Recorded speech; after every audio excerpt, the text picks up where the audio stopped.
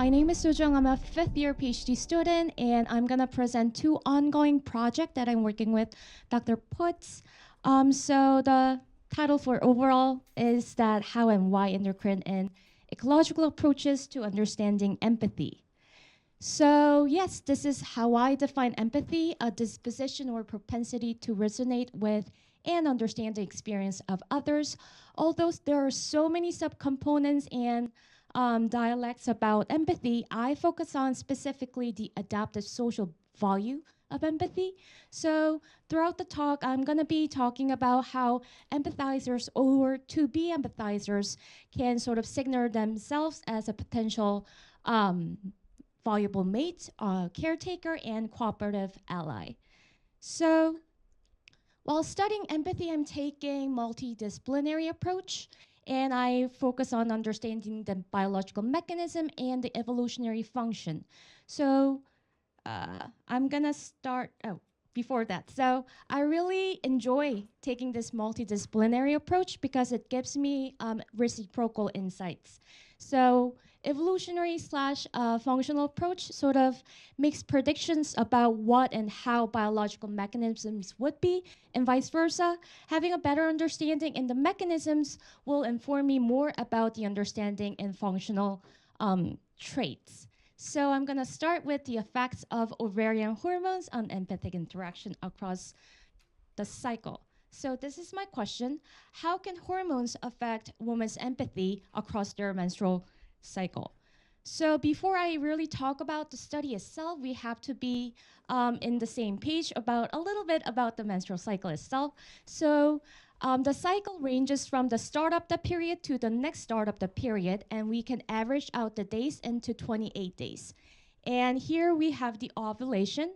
So right after the peak of estrogen, you have an ovulation where the egg is released from the ovaries, and is a key feature in woman's cycle because that's the time when women can get pregnant. So previous studies have found that there's a high association with women's mating efforts, such as increased sexual desire or interest in extra pair relations. On the other hand, especially during luteal phase, when progesterone peaks and there's a relatively lower estrogen, the studies have found that women show a shift in their effort into more social behaviors, such as increased cooperation towards other women and increased sensitivity to social cues compared to neutral cues. So based on these previous findings, I hypothesize that women will be functionally calibrating their levels of empathy across their menstrual cycle, and I'm specifically interested in differentiating her empathic partners from men to women. So during her fertile phase, especially during the ovulation, I feel like the woman will be more geared towards showing empathy to her potential romantic partner in order to maximize her social and reproductive benefit. However, during the early follicular phase or late luteal phase, she'll be more empathetic towards other women because she needs her cooperative allies for future child cares and whatnot. So that's why I'm differentiating by phase, fertile phase versus non-fertile phase in women's functional effort in empathy. So I am using daily online diaries, and it ranges differently across individuals because women's cycle days varies from 25 to 35 days. And every day, they'll be reporting me what their empathic interaction was yesterday.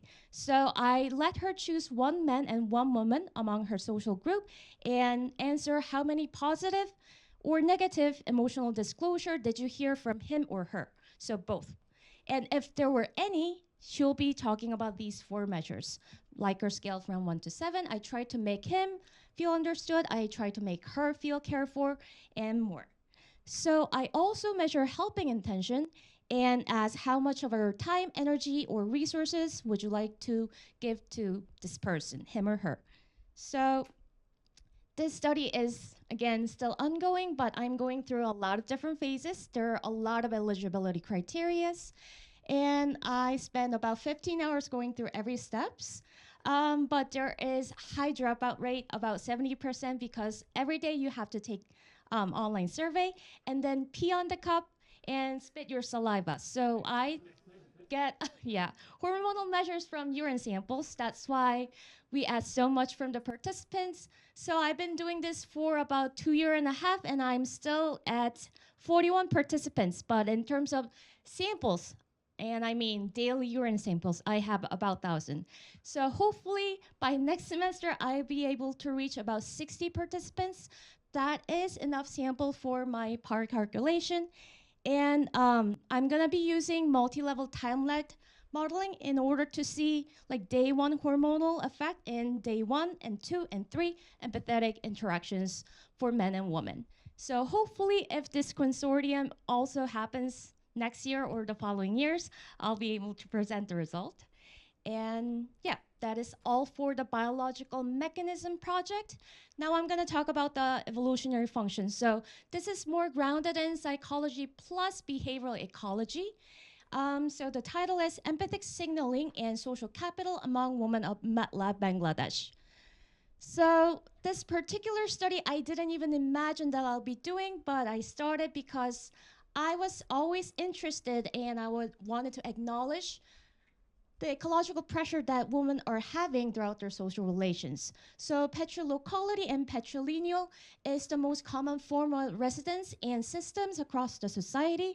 And in such exogamous marriage system, women have to leave their natal home during their reproductive years to join their husband's village, like the group of people that is unrelated to her.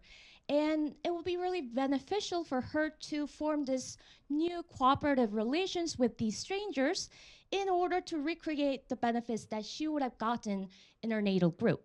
So a line of research from especially the social psychology notes that yes, women would have been, ancestral women could have been very sensitive to cooperations and cooperative social relations. So it has been found that women treat friends similarly to their biological kin and has highest expectations for kindness, trust, and empathy from their same-sex allies, which will be really beneficial if she is looking for trustworthiness and long-term cooperative relations.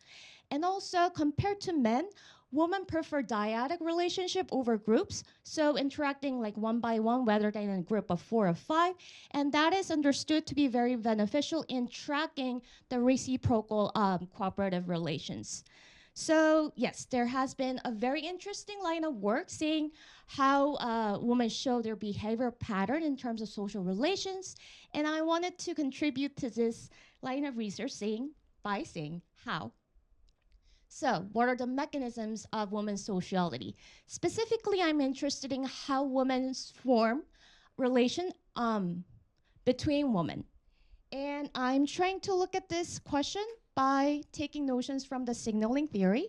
So I find signaling theory very useful in observing social relations because this theory has a foundation in social communication system and views individuals as strategic and socially embedded individuals. So they'll be calibrating their effort based on their cost and benefit. And as a social signal, as I mentioned before, empathy can sort of cue the empathizer as a potential mate, caretaker, and cooperative ally. So especially, empathy is very useful when you want to look at very nuanced way that women use in their social arena, because in a lot of societies, women are placed, they're embedded in a patrilocal society. And in a lot of society, maybe not this one relatively, but in a lot of societies, women have very limited access to material resource as well as social status. So this is why I went to rural area of MATLAB, Bangladesh. So this is the map. That's the capital city, Dhaka, and that's the MATLAB where I went. That is about 4 hours south from the capital city. And those two places are just very different. Dhaka looks more like Manhattan, and MATLAB, where I went, is a very, very rural place. And this was a very nice starting point for me because very much patriarchal. So women marry and join their husband's village. So she knows nobody from that village and she has to live there for the rest of her life. And she barely moves. There's very low mobility. So let's just pretend that woman lives in that corner. And within the huge village, she would never go to that far corner. Like almost never. She doesn't even know who else lives in that village if she is a newly married daughter-in-law in the village. That is just how it is. And to my surprise, they like their life. They do not want to get outside of their houses. It's all about like ecology and culture. We can talk about it if you're interested. And also one thing that I wanted to mention is this part, labor migration. So about 86 to 76% of the men are not in the village. They're out in the capital city or in a foreign country sending the remittance to their home. So I almost never bump into men unless they're construction workers. So this is a very very nice place for me to start observing the social impact of empathy because all the social interactions are within that village small area, and also there are like a lot of women in the village, almost only women. Okay, so I got this just in case you don't know where Bangladesh is south to China and like left to India. They were one country in one time of the history. So I have used mixed method design, and I spend a lot of time pilot testing to sort of revise all the items that is commonly used in the US psychology. And last year or the year before, from phase one, I was using just survey responses, so that's more of a quantitative data. And this summer, I went back and did a structured interview with about 30% of the women that I met during phase one. So in total, I have responses from 125 women from ages 13 to plus. And I am including some adolescent status because especially if she is a first daughter, she kind of acts as a helper of the house. She would clean, she would cook, she will help mother in every single way. So I started my interview from age 13. So these are some pictures. As you can see, my research assistants, Aditi, Moni, and BT, they are interviewing the respondents in the local area.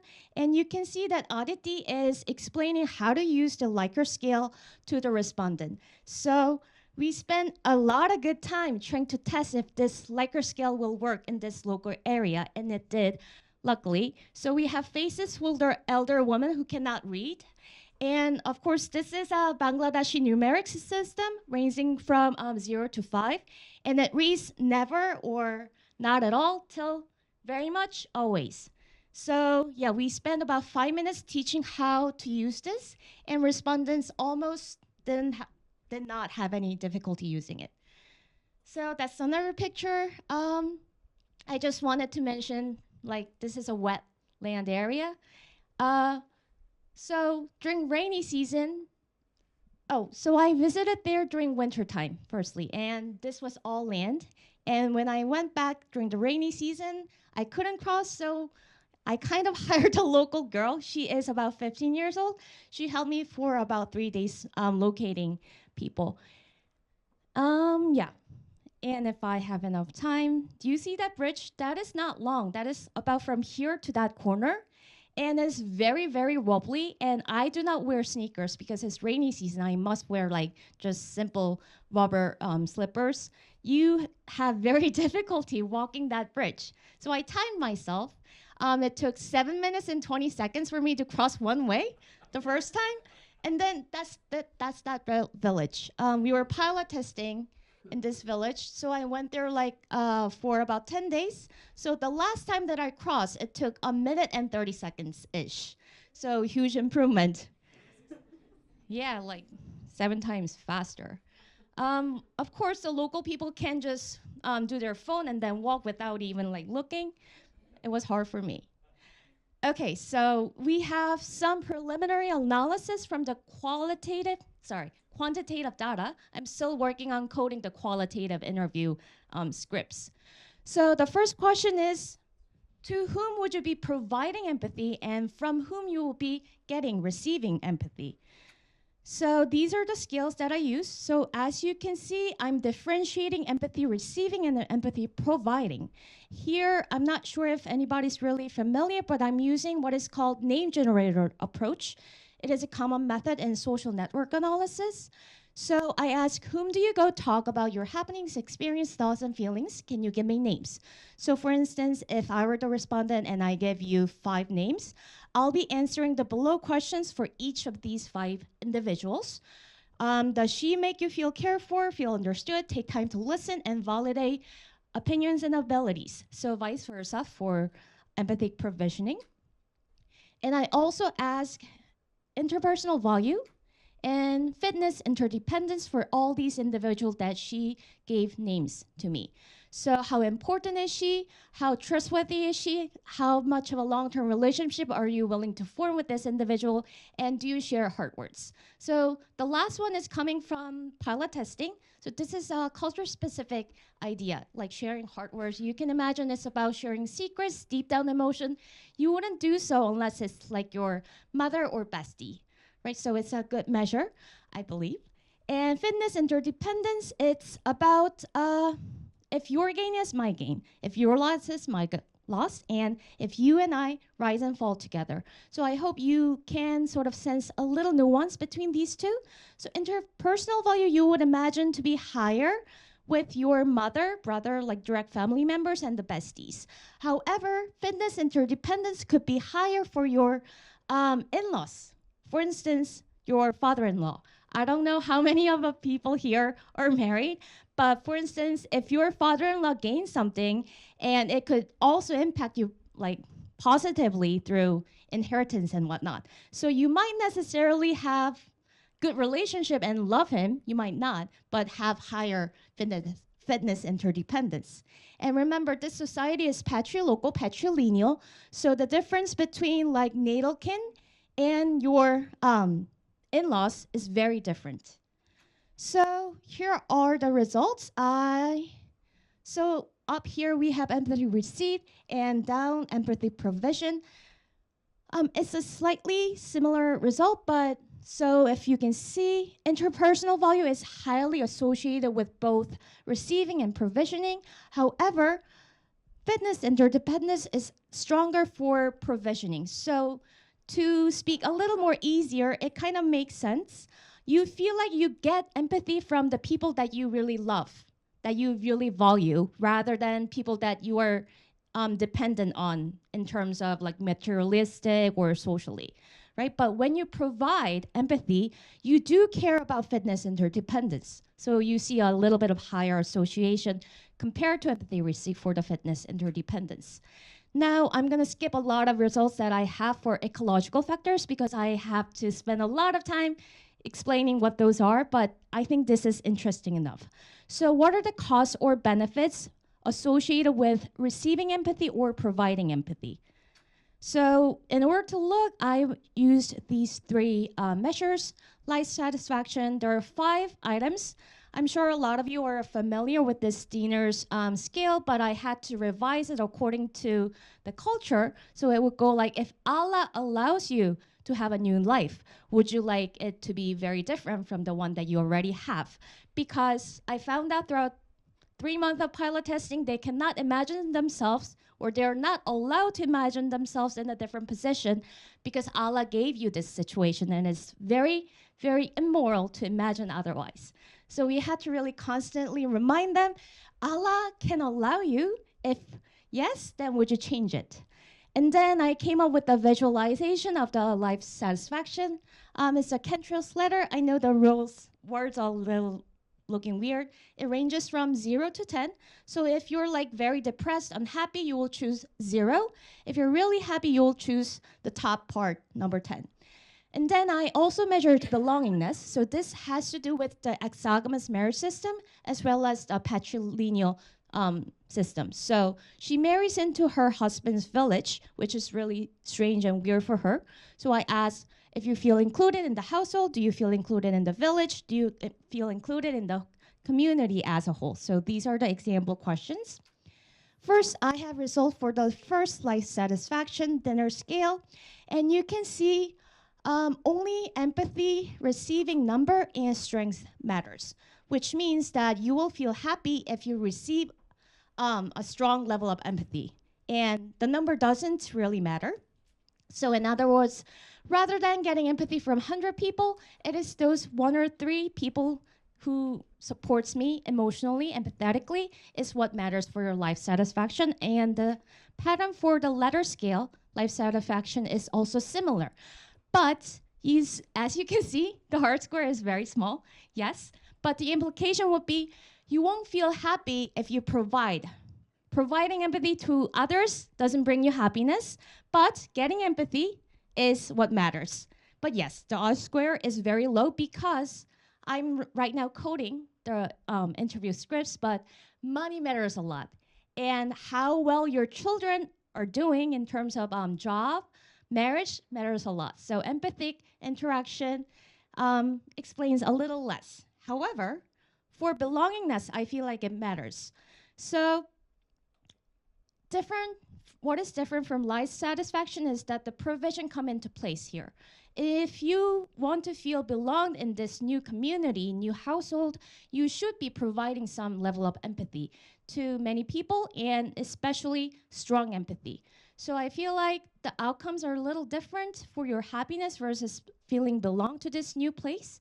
And yeah, I feel the results are pretty interesting. So overall, I found from this project that context matters, and women do have a little bit of tendency of sort of strategizing her new living through empathic interaction. So yes, that's all.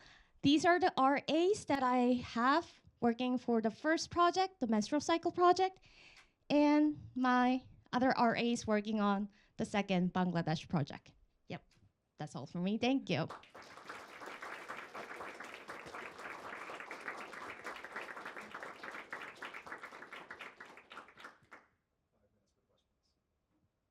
Uh,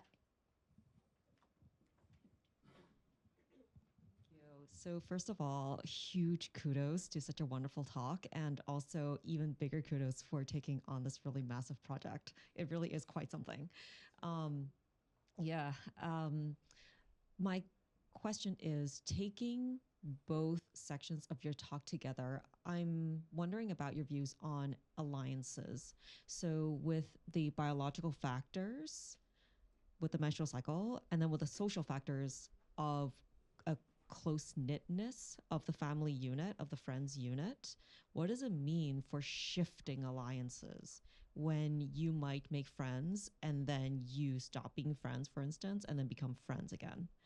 But that's just one example. It can be any way you interpret shifting alliances. Thanks. So when I mentioned the word shift in terms of the first project, it was more like focusing your effort relatively. So it wouldn't be like I'm gonna ghost you when I'm ovulating and then come back to you, text you back when I'm not ovulating. So it's more like, relatively speaking, I'll be talking to this guy because he's my potential mate. I'm like half single, by the way. I don't know if you're single, but unconsciously, I will be spending more time and effort. And when non-fertile, I'll be texting other girls a little more. But it's not like 0 or 1 situation. It's more like a relative because our time and energy is very limited. What I'm trying to find is whether your focus will be a little like shifting.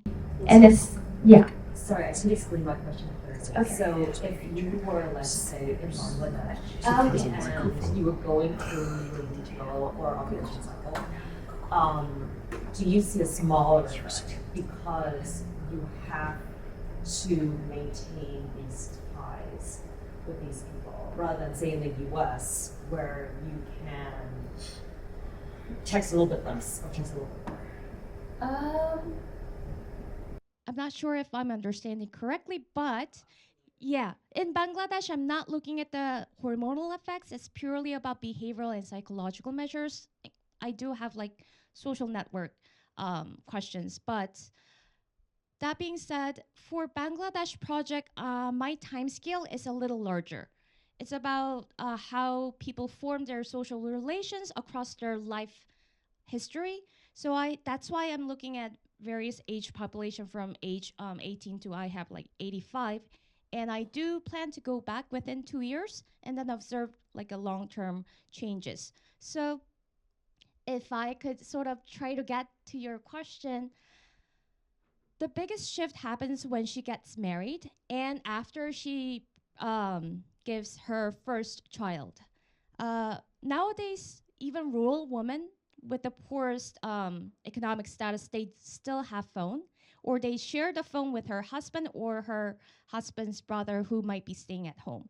So they are allowed to still talk to their moms or text their moms, but even if your mom is like 15 minutes away walking, she wouldn't be allowed unless she is pregnant. When the young daughter-in-law is pregnant, they are kind of allowed to go back to their home for more care. But once she produces her child or children and they age, she wouldn't be going back. And basically, no one will be talking to her school friends. So as she gets older, she loses her tie with the natal home or natal village, and she becomes more accustomed to talking to her mother-in-law, her sister-in-law, and not much around other non-biologically related village people. So it sounds like the social circumstances can override any biological impulse to connect with people. A lot because of cultural restrictions, yes. Yeah, interesting. I'm interested in with your social network data and the name generator approach and understanding the status hierarchies within the women in the village. And, you know, so what I know of with name generators, low status people are more likely to identify high status people as than the reverse, right? And so that's a finding from various literatures that I'm wondering if you can leverage that through your data to try and understand the status hierarchies within the women in this community, because you frame it as a strategic signaling. And but also more of a general question of what is the status hierarchies among the women in the village, given that it's mostly women in the village. I really do love your question. I have few more results that I couldn't share because there's so many cultural contexts that needs to be explained. But one status that I looked at is actually the kinship status. So that should be daughter-in-law, wife. They are daughter-in-laws, but they are old enough now, like age from 42 to 50 something. They're still daughter-in-laws, but they are kind of now independent from their mother-in-laws. So they're older people. And then we have mother-in-laws. So their I should say household role status is a huge thing. And of course it correlates with age. And I only mentioned the empathy part, but in my questionnaires, I have a bunch of things like who would you go if you need if you need to borrow money, if you need to borrow house items, if you need some advice, and vice versa. Whom would you give to? So I have in network and out network. So depending on what questions I ask, I do get a lot of different names. And of course, if I ask who do you seek if you need advice, I only get like mother-in-laws and fathers and like the big man of the village. But providing empathy specifically, she would name fewer, people with higher status. I hope that kind of answers. Okay.